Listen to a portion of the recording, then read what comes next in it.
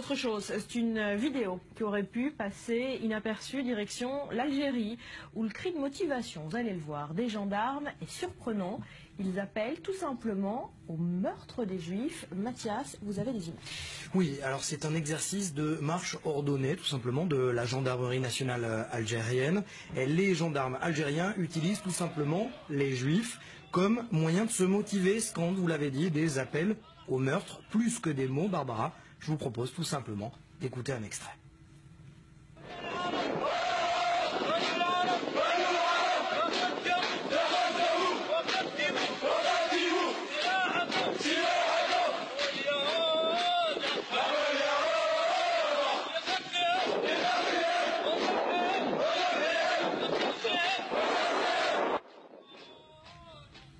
De quand datent ces images ? Du 1er novembre 2015. Et non, hors antenne, Julien me demandait s'il s'agissait d'une blague. Non, ce n'est pas une blague, c'est très sérieux.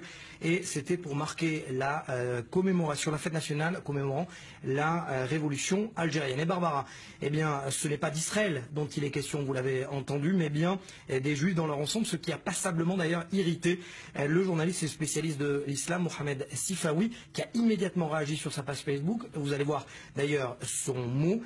Il réagit et il dit « J'ai honte pour ce pays qui fut jadis le mien et qui a vendu son âme et ses valeurs. J'ai honte pour ce pays méditerranéen, intolérant, corrompu et antisémite alors qu'il a payé un lourd tribut durant les années 90 face à l'hydre islamo-terroriste. » On pense notamment au FIS et au GIA. Alors, l'histoire des Juifs d'Algérie est complexe, on va peut-être y revenir dans un instant. Autre signe, autre exemple de cette complexité, de cette difficulté de la cohabitation entre Juifs et musulmans dans le pays, avec une autre vidéo que vous avez trouvée. Oui, celle-là vient des réseaux sociaux, vous allez le voir. Une vidéo qui intervient 15 jours finalement avant la précédente, filmée par des jeunes youtubeurs qui se sont intéressés à la mise en scène, vous le voyez, filmée d'un juif dans les rues d'Algérie, d'Alger plus exactement, portant la kippa. Ce dernier demande l'adresse du cimetière juif de la ville.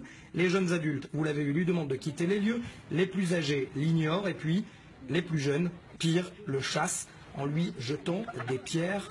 Un rappel d'histoire, vous l'avez dit, de la complexité entre juifs et arabes d'Algérie.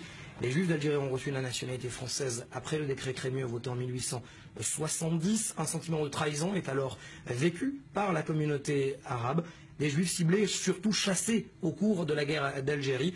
Et cette question, sentiment nationaliste ou alors pur antisémitisme, la question reste toujours posée. Merci Mathias.